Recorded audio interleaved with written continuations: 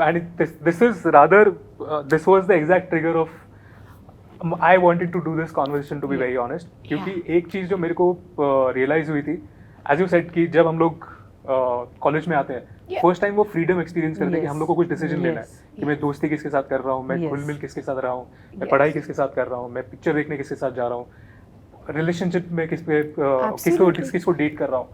वहाँ पे फ्रीडम का एक फर्स्ट झलक एक्चुअल में मिलता है हम लोग को. But again going back to taking the same point had but connecting a point, थोड़ा सा हम लोग जो पहले बात करते हैं, हमारे माँ बाप ने कुछ बताया है हम लोग को कि ये सही है, ये गलत है, और उन्होंने कुछ बिहेव भी किया हम लोग के सामने, राइट, जो which we was not supposed to see, technically speaking, but वो इन्फ्लुएंस हमारे पास है, सबकॉन्शियस पे है. जो रिलेशनशिप के डिसीजंस हम लोग स्पेशली ले रहे हैं when it comes to this teenage years, and when we talk about open marriages or multiple flings and the broad spectrum of relationships that we have now. पहले बहुत सिंपल था यार, तुम अगर डेट कर रहे हो तो हाँ चलो रिलेशनशिप में हो, शादी करने वाले हो, सब सेट है लाइफ में. अभी तो मतलब सिचुएशनशिप अलग है, ओपन रिलेशनशिप्स अलग है, पॉलीगैमस रिलेशनशिप्स अलग है, पूरा स्पेक्ट्रम में 12-13 स्टेजेस आ गए अभी. एब्सोल्युटली. हमारा जो पेरेंट्स के साथ जो ये रिलेशनशिप था और उनका जो बिहेवियर हम लोग ने देखा है, how is it affecting our relationship के decisions, and how are we behaving in our decisions after looking at how our parents behaved? That is one question which I had, and I think both of you can answer from different perspectives. I want to answer this. Sure. Recently मुझे तो ऐसा लगता ही है, specially 4-5 सालों से ज़्यादा, कि cinema, serials, रास्ते में लगे हुए बैनर्स, व्हाट्सएप पे आने वाले भगवान के फोटोज, उस पे बहुत ज़्यादा मेल रिप्रेजेंटेशन है. Everything is full of muscles and war जैसे फीलिंग है, सब भगवान जैसे वॉर पे ही चले, मस्क्यूलर गॉड, बैनर पे वही है, फिल्म्स में वही टाइप का रिप्रेजेंटेशन दिखाया जाता है. तो आई एम श्योर कि अगर ये देखते देखते एक बच्चा बड़ा हो रहा हो और वो रिलेशनशिप में जा रहा हो, तो यू कैन इमेजिन कि वो उसका वो कितनी लेवल्स पे वो रिलेशनशिप पे प्रॉब्लम्स क्रिएट कर सकता है.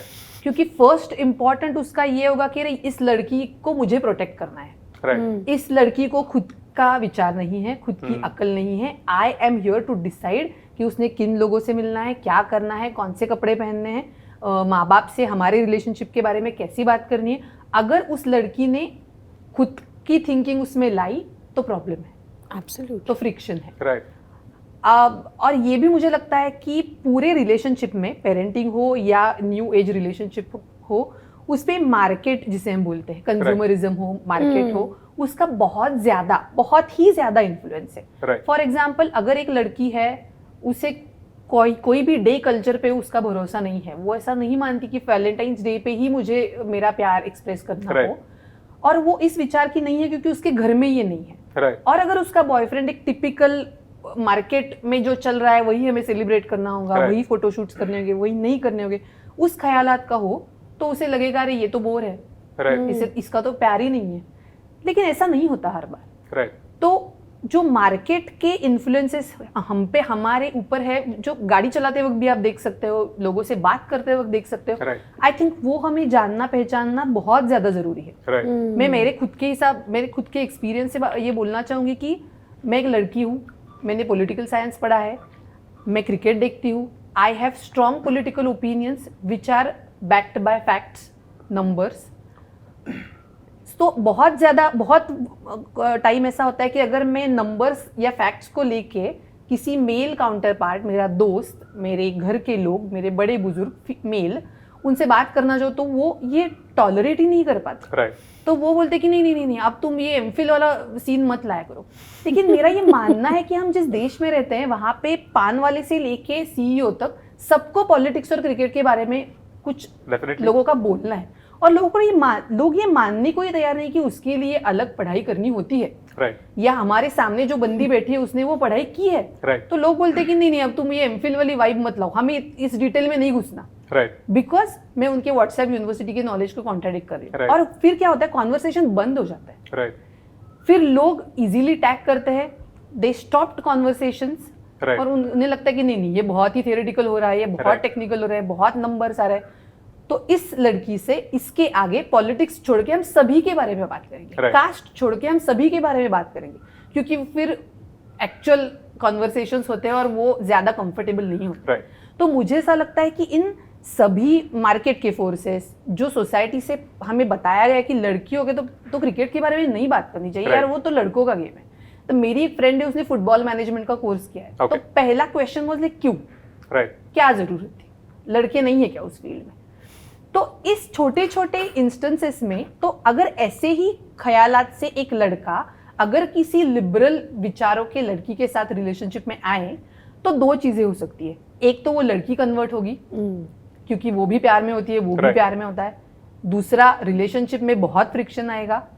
या तीसरा, मुझे ऐसा लगता है कि जैसे अनुजा ने कहा कि वो हाफ गर्लफ्रेंड, दूसरी एक इन सब चीजों के लिए एक दूसरी गर्लफ्रेंड कि जो पॉलिटिक्स पे बात नहीं करती, जो ज्यादा इक्वालिटी पे बात नहीं करती, बिलीव नहीं करती, we are just lovey dovey, एक साथ रहने में मजा आता है, दैट्स इट। तो आई थिंक वो नीड होती कि अरे दूसरा कोई चाहिए बंदा थोड़े। I just want to dive a little bit deeper on this.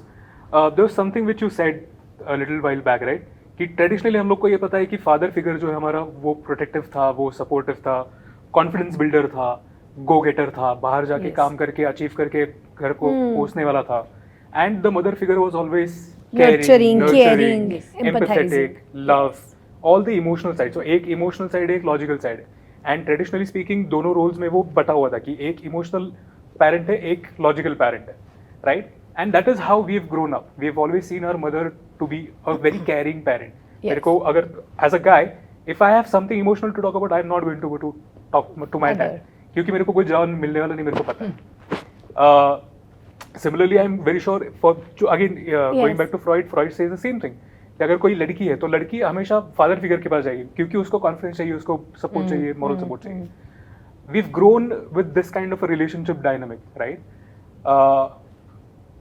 When it comes to actual relationships now, the modern woman is not known for being a conventional woman, right? Neither is the modern man a very conventional man, right? Both of them are equally independent, equally ambitious, equally fierce, equally aspirational. सबको कुछ achieve करना है, career wise सब लोग ambitious है. So when this traditional role has changed, is that the reason why the relationships are not working out? Is that the reason why, or probably is the reason कि हम लोग ये renegotiate करना भूल गए? वहाँ पे जो डिविजन ऑफ लेबर हुआ था ट्रेडिशनल सेटअप में, that the father figure is playing a certain role, the woman figure, the mother figure is playing a certain role. हमें पता ही नहीं है कि हम लोग को क्या रोल प्ले करना है, which boils down the entire relationship to sex. How is this playing out? I think means partially could be, but there are like multiple other aspects also related to it. So you are saying that we have come ahead of those dogmatic roles. However, I would say partially. Yes. Right. Means that transition also is so half-hearted. Yes. Right. Now, financially, yes, both are independent. Right. However, still, if the maid doesn't come, the first call from the in-laws still goes to the mother. Right. Like a new mother. Yeah. Okay. And 4 times if she doesn't pick up the call, Yes. then the 5th time the call goes to the husband, okay, Yes. because he's the second decision maker Right. in those matters. When she comes home, she's answerable to this Yes. question that 4 times we called you because maid was not going to come. Right. Whose responsibility it is? Right. Ideally, the call could have gone to both of them. Right. The one who picked up could have taken the responsibility. Okay? Second important instance. The child is not behaving properly. The mother must be working. The mother is working means if she is of the potential that she could get that particular job role or position, that means that was a joint decision of the family. Right. That the mother would be working too. So in that we will build a system Right. जो बच्चे को अच्छे से support कर पाए. Right. हमेशा ऐसा कहा जाता है कि पहले 3 साल में 5 साल में बच्चे को माँ की ज़रूरत होती है. अभी किसी भी थियोरी में और रिसर्च में अगर आप देखोगे तो आपको पता चलेगा कि बच्चे को ज़रूरत किस चीज़ की है. एक ऐसे रिस्पॉन्सिबल अडल्ट की जो उसे अनकंडीशनल लव Yes, support. और सपोर्ट और मेंटल स्पेस दे पाए, Right. फिर वो दादी देती है, Yes. दादा देते हैं, पापा देते हैं, मम्मी देती है, या चारों गुल मिला के देते हैं Right. अपने अपने टाइम का रिस्पॉन्सिबिलिटी, ये उनका एज अ फैमिली कॉल होना Right. It's चाहिए. the nourishment that matters, not Yes. the one who provides it. Absolutely. Now, having said that also, both the mother role and father figure in a child's life are extremely important. Yes. Why? Because marriage ऐसा relation ही ऐसा है Yes. जिसमें आप it's a transition Right. in which even before the child came into picture, the father and the mother have evolved their roles in such a way that they started complementing each other. Yes. तो बच्चे की life में भी दोनों roles की जरूरत क्यों है? क्योंकि हमने इवॉल्व ही एक दूसरे के साथ ऐसे किया है Yes. कि अगर थोड़ी मम्मी ज्यादा स्टर्न है Yes. तो पापा बच्ची के बारे में थोड़ा अरे ठीक आओ है। वही चीज मैं तुझे सॉफ्टली बोलता हूँ. Yes. ये हम दोनों ने अपने अपने अंडरस्टैंडिंग में ये रोल्स डिवीजन किया है. Yes. इसीलिए बच्चे की लाइफ में या बच्चे के लाइफ में दोनों फादर फिगर और मदर फिगर इक्वली इम्पॉर्टेंट है. अब उसे नए और लिबरल नज़रिए से देखना अगर चाहो तो हाँ, there is no gender role specific identities that we have to carry. However both are required. Right. Because if even though a father is nowadays more nurturing, empathetic, somebody in the family has to take care of something which is discipline. Right. Somebody has to take care of something which is more related to building and enhancing self-efficacy. Yes. So the one who does not take care of it, the other takes it over. Yes. अब हुआ क्या है, ये confusion की वजह से किसने किसे टेक ओवर करना है ये डिसाइडेड ही नहीं है. और कब? Yes. मतलब the moment, see, everybody nowadays is greedy about that appreciation and attention. The moment a mother says कि उसे 4 चीज़ों की ज़रूरत नहीं है, पापा को इतना प्यार आता है, इतना प्यार आता है कि वो बोल रहा है अरे, क्योंकि गिल्टी तो आज सब लोग हैं. टाइम किसी के पास नहीं, स्ट्रेसफुल सारे लोग हैं और इनसिक्योर हम भी हैं क्योंकि इनसिक्योरिटीज में ही बड़े हुए हैं. तो हमें लगता है कि शायद मैं सबसे अच्छी माँ या पापा नहीं हूँ, which was a bang on point which Neha raised. तो मुझे लगता है क्या मांग रहा है, 50 रुपए का पेंसिल बॉक्स ही तो मांग रहा है ना. तो पापा को लगता है कि नहीं, अब मुझे ये देना है. तो सही क्या है, गलत क्या है, और what was important at that particular point, ये हमें पता ही नहीं है. तो अप्रिसिएशन के लिए, पॉजिटिव अटेंशन के लिए, मेंटल स्पेस के लिए हम इतने ग्रीडी है, जो वो देने के लिए तैयार है ना, वो रात को मुझे 4 चपटी भी मारे ना तो मुझे ओके है. लेकिन आज वो मुझे अप्रिसिएशन दे रहा है. इंस्टाग्राम पे मैंने अगर प्रोफाइल पिक्चर चेंज किया तो उसका पहला लाइक आता है. तो ऐसे सारी अटेंशन और अप्रिसिएशन के लिए मैं एक लड़का हूँ या लड़की हूँ, मैं ग्रीडी हूँ. हाँ, लेकिन आती है ये चीज़ पेरेंटिंग से उस तरह जैसे मुझे डिस्ट्रेस की तरफ मैं वही वापस चली जाती हूँ. Yes. उसे बोलते हैं distress compulsion.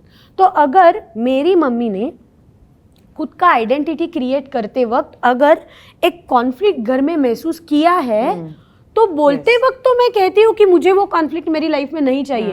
But unfortunately I end up choosing similar people as my soulmate, as my would be family, where I in a different way, but I experience same compulsion again. Right. Same goes for a boy. Yes. बोलते वक्त तो वो बोलता है mummy तू बहुत Orthodox है, तू बहुत कॉन्जर्वेटिव है, लेकिन चूज करते वक्त वो ऐसी ही सोलमेट चूज करेगा who will be equally family oriented. Yes. In a different way but family oriented.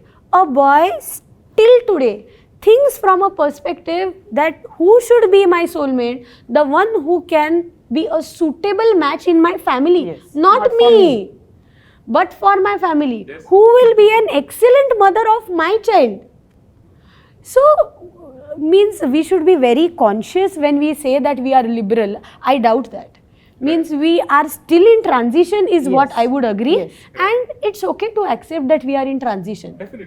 हाँ, मतलब कह के क्या करना है, अगर we at the end of the day, if you are experiencing so much of incongruence, you are giving that incongruence readily to your next generation.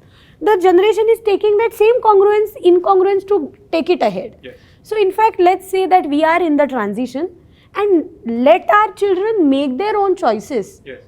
So if I see my child's girlfriend coming in my family Yes. who follows, say, a lifestyle of a grunge, where her eyelashes and eyeshadows are here and there everywhere. Her nails are black and who are this big. She only wears clothes which are black. Yes. Or if First she and is coming foremost, from distorted family. distorted family too. I should be very okay Yes. in the first place. Right. Huh? So if I'm able to do that, I have a right to say that I am in the transition. If I'm not even able to do that, then I should not even say that I'm in a transition. Right. No, I agree with your point that we are in that phase of transition, which again begs me to ask you this question. This transition itself is conflict driven, right? It's not a very smooth transition. It's a very bumpy transition. It's a very difficult transition for all of us to make. क्योंकि हमको नहीं पता है कि हमको क्या चाहिए. हमको लगता है कि हम लोग को ये चाहिए, बट हमको ये भी चाहिए, फिर हम लोग को ये भी चाहिए, हमको सब कुछ चाहिए. और सोशल मीडिया ने ऐसे सबका बाजार बना के रखा है. Everything is accessible at the finger tips now, right? कुछ भी चाहिए ऑर्डर नाउ, अमेजोन पे जाके ऑर्डर नाउ, घर पे आ जाता है सामान. So we are very comfortable with convenience now. We don't want to work for it. We don't have to walk 2 kilometers to get a bag of rice, right? वो effort नहीं है हम लोग को. Effortlessly सारी चीज़ें मिलते जा रही है, which is again creating a problem of abundance, right?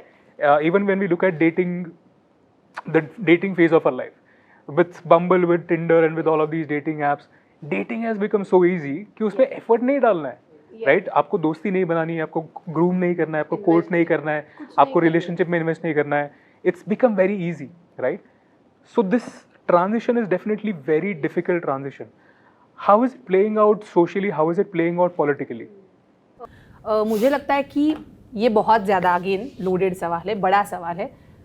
Daily conversations पे आते हैं. बहुत सारे लोग बोलते हैं कि अभी RT right to education act आया 2014 में, या डोमेस्टिक वायलेंस का एक्ट. आई थिंक इन दोनों एक्ट की कॉमन फैमिलीज में irrespective of their political social ideological stand points बहुत ज़्यादा डिस्कशन इन दो एक्ट्स पे होता है कि क्या ज़रूरत है RT की.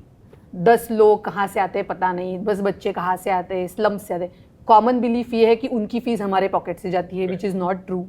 लोगों को ये बताया नहीं जाता कि स्टेट से स्कूल्स को उनकी फीस मिलती है. लेकिन बहुत सारे पेरेंट्स में, specially upper caste upper class parents की ये बिलीफ है, ये मानना है कि हमारे पॉकेट से तो उनकी फीस लेते हैं, तो क्या होगा, उस एक्ट से क्या होगा. और डोमेस्टिक वायलेंस, हमारे तो घर में ऐसी 4 केसेस है, वहाँ पे उस लड़की ने उस लड़के का फ़ायदा उठाया, डोमेस्टिक वायलेंस का एक्ट का यूज़ किया, और मेरी ये भी फ्रेंड है, वो उसके ऊपर ये बहुत सारे केसेस है वगैरह वगैरह. पॉलिटिक्स में या किसी भी लॉ या किसी भी बड़े ट्रांजिशन के बारे में जब हम बात करते हैं तो इट विल टेक टाइम. और I think we need to accept it in the first place. जो भी एक्ट, जो भी ट्रांजिशन, जो भी फ्रिक्शन से उभर के लोग अपनी ज़िंदगी को नई एंगल से देखते हैं, उसके पीछे बहुत सारा इनजस्टिस होता है. उसका बेस इज इनजस्टिस. उस इनजस्टिस से आगे आके हम ये डिसाइड करते हैं कि अभी there is domestic violence act, तो उससे आपको लीगली ये प्रोटेक्शन मिलेगा.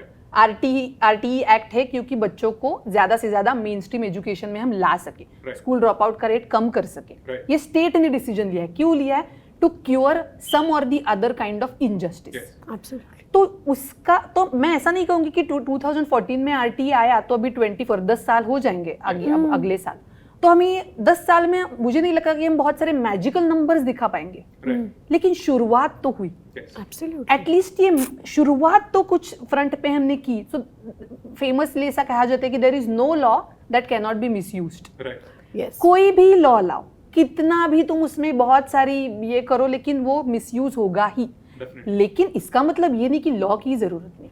मैं नहीं ये कहती कि 10 में से 2-4 लड़कियां होगी जो डोमेस्टिक वायलेंस का उपयोग करके पैसे लाटती होगी या पैसे लेती होगी या नाम खराब करने के लिए कर दी, लेकिन 8 लड़कियों तो को उस एक्ट का सपोर्ट स्टेट दे सकता है, देना चाहिए.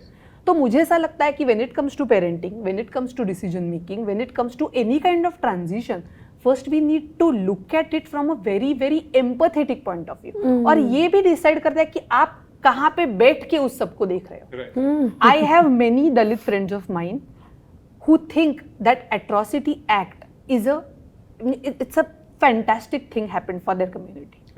क्योंकि उन्हें पता है कि जब भारत में हर साल 1 लाख रजिस्टर्ड एट्रोसिटीज है, 1 लाख रजिस्टर्ड, नॉन रजिस्टर्ड के बारे में हम बोल भी नहीं रहे. तो अगर आप दलित की एंगल से एट्रोसिटी एक्ट को देखोगे तो आपको ऐसा लगेगा कि ये जरूरत है। अगर आप एक अपर कास्ट ब्राह्मण जिसने अपनी 40 साल की लाइफ में कभी भी कास्टिज्म एक्सपीरियंस नहीं किया, उसे ये लगता है कि अरे नहीं, ये तो अभी ये सारे एक्ट देके ना हमने इन सब लोगों को बहुत लाड प्यार किए इन लोगों के। तो ये भी डिपेंड करता है कि आप किस चेयर पे हो, किस चेयर से आप इन सभी आपके आजू बाजू में जो कुछ पॉलिटिक्स रिलेटेड चल रहा है उसे देख रहे हो। तो अगेन जो हम पहले डिस्कशन की शुरुआत में थे कि फैमिली ये जो सबसे इम्पोर्टेंट फंडामेंटल यूनिट है जहाँ से हम इन सबको देख सकते हैं, वो बहुत ज़्यादा मैटर करता है। Absolutely.